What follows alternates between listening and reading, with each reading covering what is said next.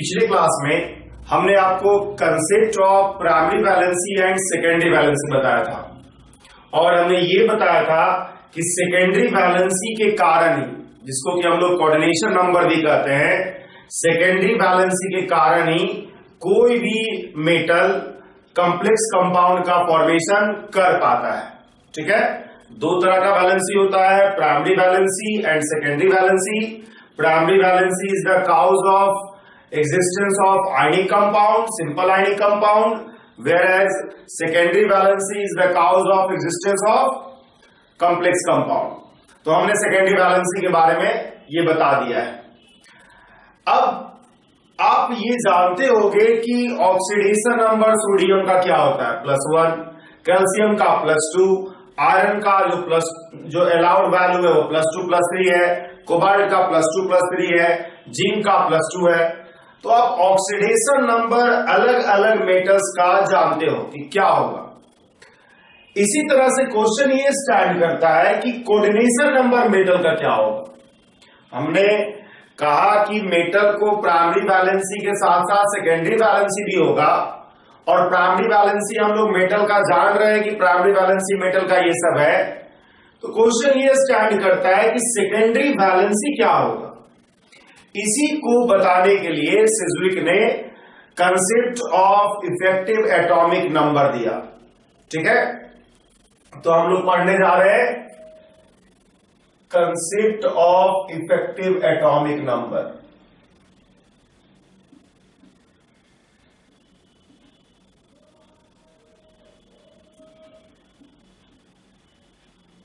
Concept of effective atomic number, इस चीज को हम लोग पढ़ेंगे। गॉट इस कंसेप्ट की मदद से शॉर्ट में इफेक्टिव एटॉमिक नंबर को ही सबसे पहले हम बोल देते हैं कि EN बोलते हैं।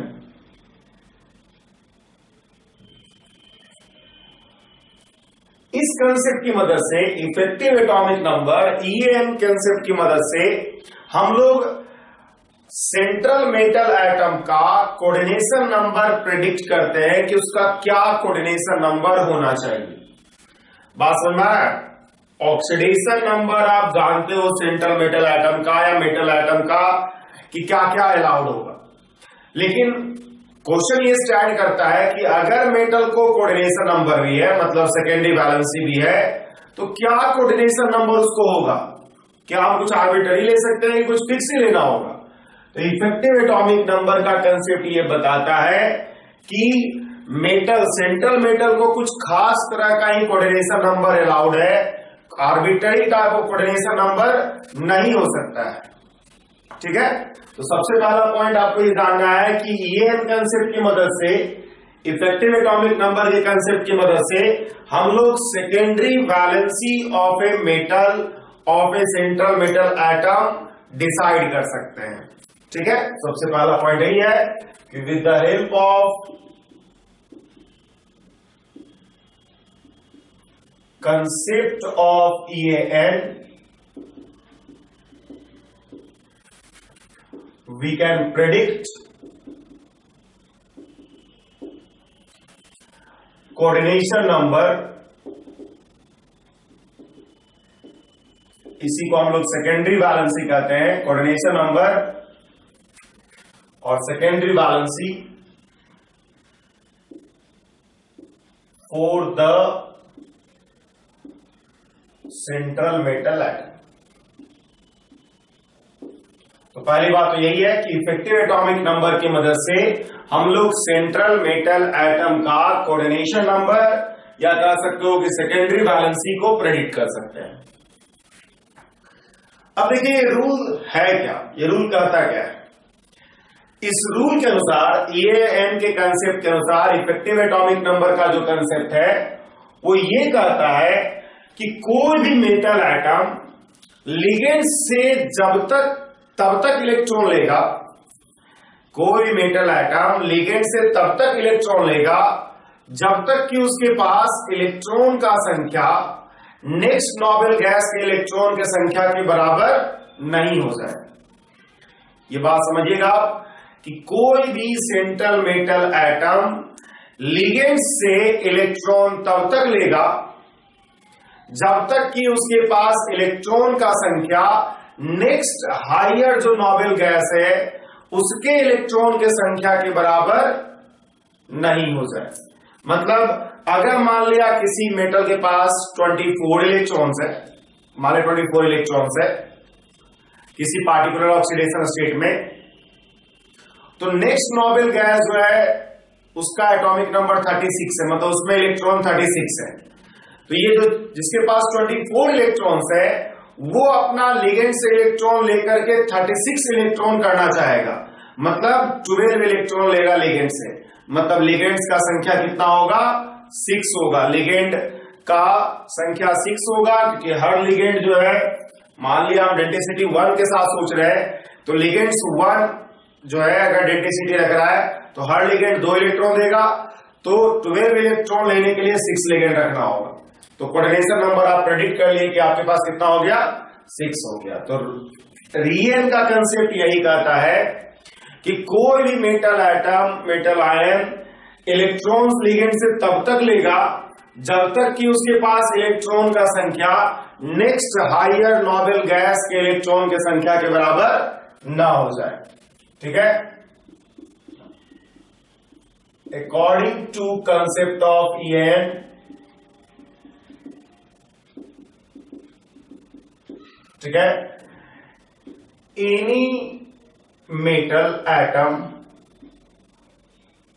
और आयन, ठीक है, accept electrons from central metal, accept electrons from ligands till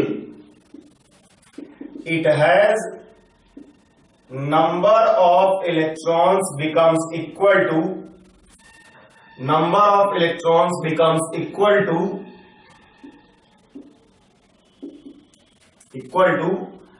number of electrons present in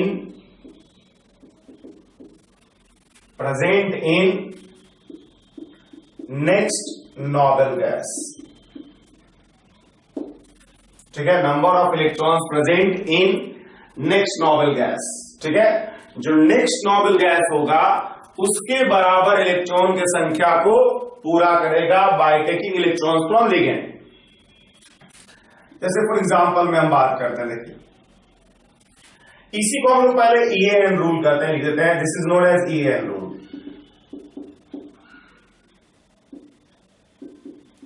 इसी को हम लोग इफेक्टिव एटॉमिक नंबर का रूल करते हैं। जैसे फॉर एग्जांपल देखिए K4FeCN6, ठीक है, गौर कीजिए यहां पर कि आयरन का ऑक्सीडेशन नंबर यहां पर आयरन का होता है 26, ठीक है। तो आयरन 2+ के पास इलेक्ट्रॉन का संख्या, यहां पे आयरन 2+ है, 2+ मतलब 24 इलेक्ट्रॉन्स, इसके पास 26 इलेक्ट्रॉन्स है, तो आयरन 2+ के पास 24 इलेक्ट्रॉन्स होगा। आयरन 2+ के पास 24 इलेक्ट्रॉन्स अगर है तो गौर कीजिए अगर आयरन के पास 24 इलेक्ट्रॉन्स है तो नेक्स्ट नोबेल गैस जो है हमारा वो क्या है, इसके आगे नेक्स्ट नोबेल गैस जो है हमारा, मतलब आप देख सकते हो क्रिप्टन है जिसके पास 36 इलेक्ट्रॉन्स है, ठीक है। तो आयरन 2+ विल नीड कितना 12 electrons and hence coordination number of iron, coordination number of iron 2+ will be equal to 6। ये आप आसानी से देख सकते हो कि आपका जो आयरन का कोऑर्डिनेशन नंबर होगा आयरन 2+ का वो 6 होगा, और जो कि दिख रहा है 6 है यहां पर, ठीक है। बस पॉइंट यही है कि कोई भी सेंट्रल मेटल एटम लिगेंड से उतना ही इलेक्ट्रॉन लेगा जिसके कारण से उसके पास इलेक्ट्रॉन का संख्या नेक्स्ट नोबेल गैस के इलेक्ट्रॉन की संख्या के बराबर हो जाए। इसी तरह से हम बात करते हैं अब NiCO4 का। देखिए निकेल के पास होता है 28 इलेक्ट्रॉन्स। नेक्स्ट नोबेल गैस जो है इसका, नेक्स्ट नोबेल गैस जो है इसका क्रिप्टन जो 36 है। तो नंबर ऑफ इलेक्ट्रॉन्स रिक्वायर्ड कितना हो जाएगा, 36 इलेक्ट्रॉन्स है, उसके पास इतना है तो 8 इलेक्ट्रॉन्स होगा। और नंबर ऑफ इलेक्ट्रॉन्स रिक्वायर्ड अगर 8 है, इसका मतलब क्या होगा, coordination number of nickel will be equal to, coordination number of nickel will be equal to 4। ठीक है, तो यही NiCO4 का आप देख सकते हो कि स्ट्रक्चर है। मतलब NiCO4 जो है EN रूल को सेटिस्फाई कर रहा है। अब देखिए ये तो हमने आपको फॉर्मूला देकर के बताया कि हाँ भाई कोऑर्डिनेशन नंबर उतना ही है जिससे कि नेक्स्ट नोबेल गैस के बराबर इलेक्ट्रॉन का संख्या हो जाए। मान लिया हम आपसे पूछते हैं FeCO का होल x, x बराबर क्या हो, ऐसा सवाल पूछा जाता है। तो आप क्या करोगे, आयरन के पास 26 इलेक्ट्रॉन्स है अकॉर्डिंग टू EN रूल, और नेक्स्ट नोबेल गैस लिख देते हैं पहले। नेक्स्ट नोबेल गैस जो है हमारा वो क्रिप्टन है जिसके पास कितना है, 36 इलेक्ट्रॉन्स है। तो according to EN rule number of electrons required, number of electrons required क्या होगा, 36 माइनस 26 मतलब 10। 10 इलेक्ट्रॉन्स का रिक्वायरमेंट होगा, और जब 10 इलेक्ट्रॉन्स का रिक्वायरमेंट होगा तो कोऑर्डिनेशन नंबर जो होना चाहिए, coordination number will be equal to 10 divide by 2 मतलब 5। इसका मतलब एक्स बराबर आ गया आपको 5। तो आप देख सकते हो कि EN रूल को यूज करके आप ये डिसाइड कर सकते हो कि coordination number of a particular metal क्या होगा। ठीक है, बहुत आसान है, बहुत आसानी से आप coordination number of a metal को डिसाइड कर सकते हो। ठीक है, मान लिया हम आपको लिखते हैं CuNH3 का होल x और Cl, ये मान लीजिए हमने। ठीक है, तो देखिए गौर कीजिएगा कि कॉपर के पास होता है, x निकालना है आपको, x क्या हो, कॉपर के पास होता है 29 इलेक्ट्रॉन्स। तो कॉपर यहां +1 में है, एक माइनस एक प्लस, तो इसके पास हो गया 28 इलेक्ट्रॉन्स। नेक्स्ट नोबेल गैस जो है हमारा वो क्या है, क्रिप्टन है, जिसके पास इलेक्ट्रॉन का संख्या इतना है, इसलिए नंबर ऑफ इलेक्ट्रॉन जो रिक्वायर्ड होगा यहां पर, नंबर ऑफ इलेक्ट्रॉन जो रिक्वायर्ड होगा वो क्या होगा, 36 minus 28 that will be equal to 8 electrons. और इसलिए कोऑर्डिनेशन नंबर जो होगा यहां पर क्या होगा, कोऑर्डिनेशन नंबर जो होगा वो 8 divide by 2 that will be equal to 4, मतलब x will be equal to 4। ठीक है, तो आप देख सकते हो कि हम लोग क्या कर सकते हैं, coordination number of a metal निकाल सकते हैं by using the concept of EAN। EAN का कंसेप्ट यूज करके हम लोग कोऑर्डिनेशन नंबर निकाल सकते हैं। हालांकि देखिए इस रूल्स का बहुत सारा फेलियर भी है, इस रूल्स का बहुत सारा फेलियर भी है। ठीक है, मतलब बहुत सारे केस में ऐसा आएगा कि जो electrons taken by central metal atom है from ligands will be not equal to, will जितना इलेक्ट्रॉन्स लेगा will be not equal to number of electrons present in next noble gas. ठीक है, मतलब हमने अभी आपको बताया अकॉर्डिंग टू EAN रूल, पहली बात लिखो फॉर एनी, पहले हम ये लिखते हैं for any central metal atom किसी भी सेंट्रल मेटल आइटम के लिए EAN is calculated as EAN will be equal to होता है क्या, एटॉमिक नंबर में से सब्सट्रैक्ट कर देते हैं क्या, ऑक्सीडेशन नंबर।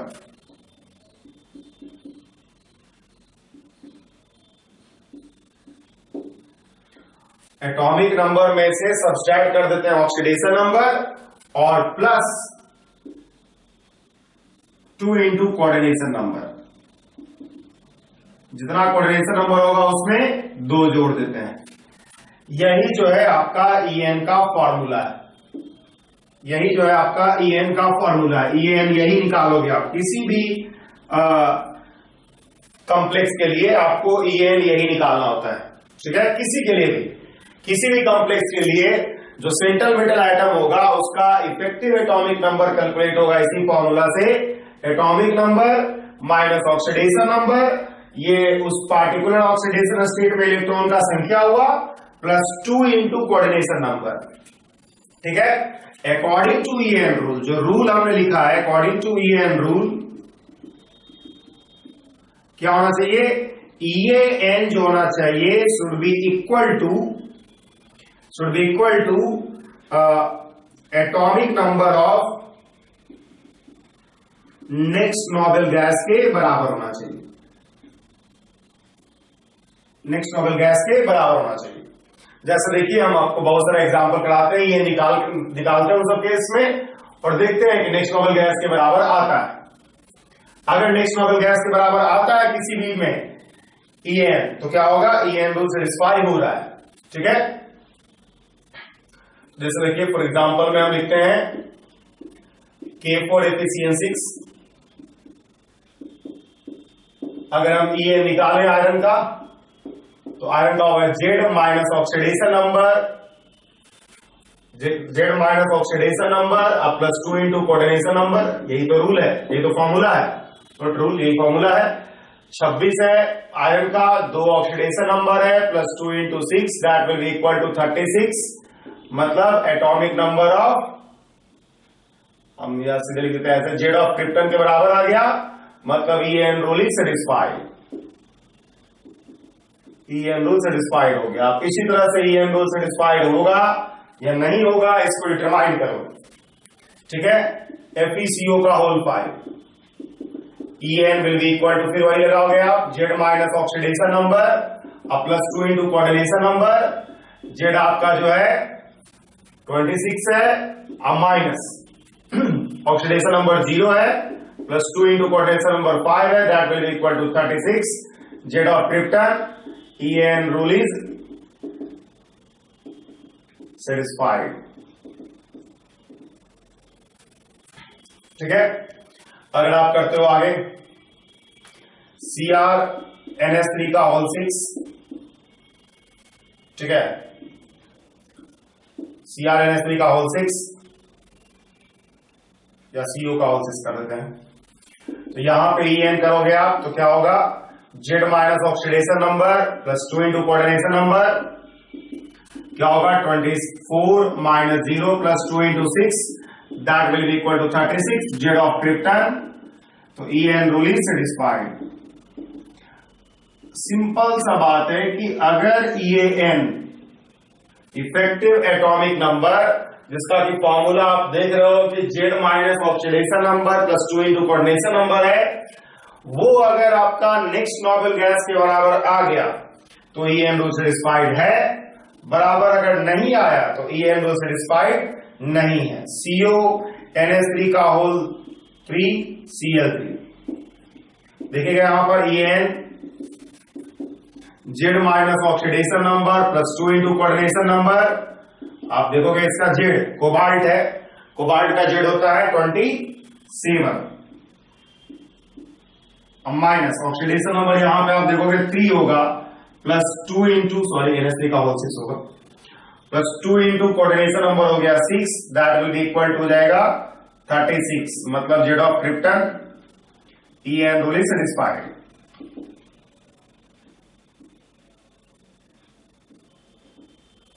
तो आप आसानी से देख सकते हो कि EN रूल आप सेटिस्फाई कर पा रहे हो इन सब के लिए। मान लिया हम देते हैं CD EN का होल ट्वाइस और Cl2। अगर हम इसमें EN लिखना चाहें तो हो जाएगा Z minus oxidation number plus 2 into coordination number.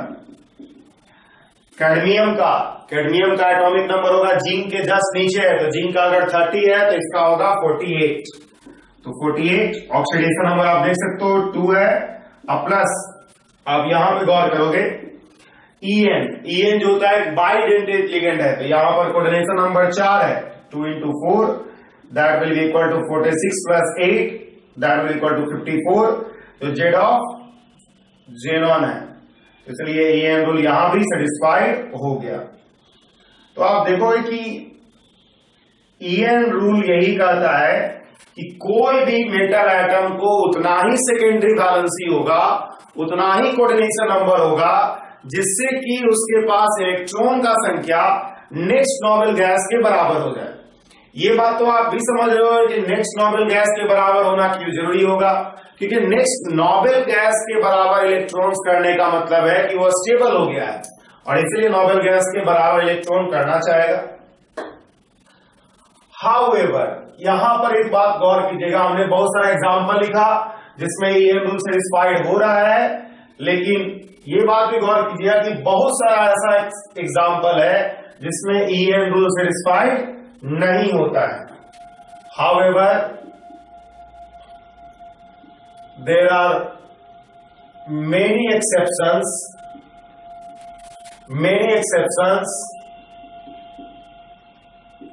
to EN rule. There are many exceptions to EN rule. EN rule का बहुत सारा exceptions है। बात अगर हम करें बहुत सारा एक्सेप्शन है EN रूल का, जैसे कि हम बात करें मतलब दैट इज मतलब EN जो होगा इफेक्टिव एटॉमिक नंबर जो होगा नहीं बराबर होगा किसका, atomic number of next noble gas. बहुत सारा इसका एक्सेप्शन होगा जो कि EN रूल का एक्सेप्शन दिखेगा, मतलब EN जो होगा atomic number of next noble gas के बराबर नहीं आएगा। जैसे आप देखो K3FeCN6 में करो कैलकुलेशन, आप करोगे Z EN is equal to हो जाएगा Z minus oxidation number plus 2 into coordination number. तो Z आपका कितना है, Z आपका है 26, माइनस ऑक्सीडेशन नंबर है 3, अब प्लस 2 इंटू कोऑर्डिनेशन नंबर होगा 6, that will equal to 23 plus 12 that will equal to 35। नहीं आया Z ऑफ नोबेल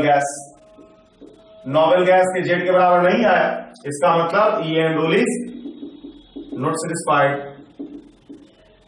तो बहुत सारा ऐसा केस होगा जहां पर EN रूल सेटिस्फाइड नहीं होगा। इस बात को गौर करना है कि ऐसा बहुत सारा केस आएगा जहां पर EN रूल सेटिस्फाइड नहीं होगा। अगर हम बात करें आगे CuNS3 का होल 4 SO4 EN की बात करें यहां पर देखिए, कॉपर का Z होता है 29, ऑक्सीडेशन नंबर है 2 प्लस 2 इंटू कोऑर्डिनेशन नंबर है 4, that will equal to 27 plus 8 that will equal to 35। नहीं आया Z ऑफ नोबेल गैस, इसका मतलब EN rule is not satisfied. तो ये एक्सेप्शन जो है बहुत ज्यादा है, ठीक है।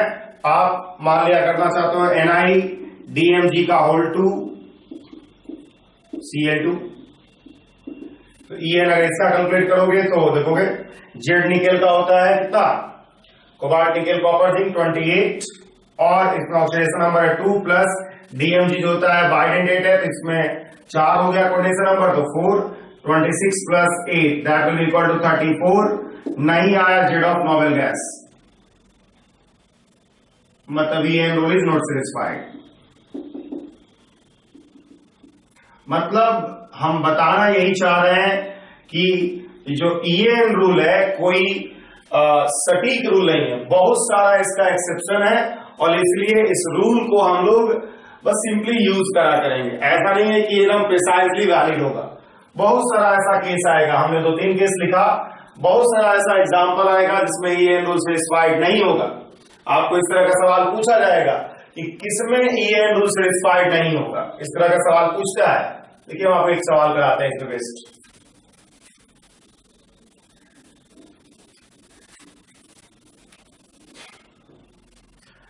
क्वेश्चन है, in which of the following complex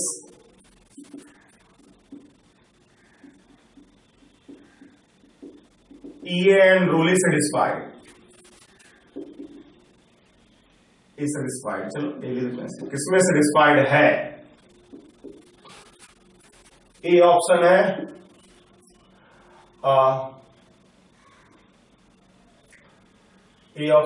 K3 FeCN6, B option है CrNH3 का होल 6 Cl3, सी ऑप्शन है जिंक NH3 का होल 4 SO4, और डी ऑप्शन है, डी ऑप्शन देते हैं वैनेडियम CO का होल 5।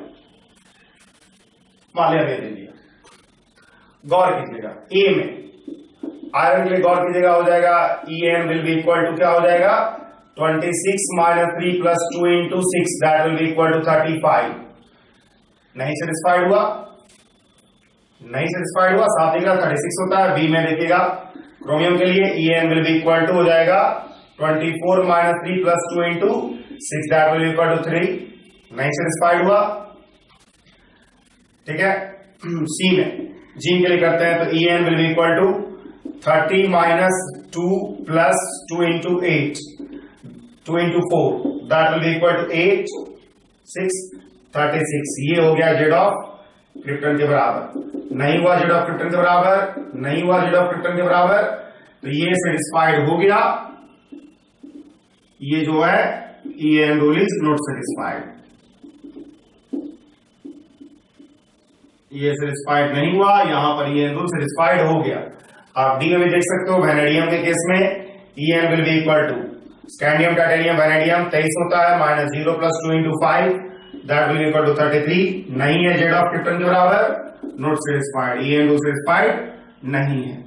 तो आप देख सकते हो कि मात्र एक ही केस है सी के जिसमें EAN रूल सेटिस्फाइड हो रहा है। तो ऐसा सवाल आपको पूछा जाएगा कि किसमें EAN रूल सेटिस्फाई हो रहा है या किसमें EAN रूल सेटिस्फाई नहीं हो रहा है। जब भी इस तरह का सवाल पूछा जाए आपको, तो आप क्या करोगे, EAN निकालोगे by using formula Z - oxidation number + 2 × coordination number. अगर ये EAN नेक्स्ट नोबेल गैस के एटॉमिक नंबर के बराबर आ गया तो EAN रूल सेटिस्फाई हो रहा है, और अगर नेक्स्ट नोबेल गैस के एटॉमिक नंबर के बराबर नहीं आया तो EAN रूल सेटिस्फाइड नहीं हो रहा है। ठीक है, यही concept of effective atomic number है, जिसकी मदद से हम लोग कोऑर्डिनेशन नंबर का प्रेडिक्शन कर सकते हैं अप्रोक्सीमेटली। बहुत सारे केसेस में ये वैलिड नहीं होगा, इसलिए बहुत कोई सटीक तरीका नहीं है कोऑर्डिनेशन नंबर निकालने का। लेकिन जब भी आपको कोऑर्डिनेशन नंबर निकालने का सवाल पूछा जाए, आप ये मान के चलोगे कि EAN रूल सेटिस्फाइड होगा, और EAN रूल के अनुसार से आप कोऑर्डिनेशन नंबर को प्रेडिक्ट करा करोगे। ठीक है, इस तरह से हम लोग कंसेप्ट ऑफ EAN को फिनिश कर रहे हैं।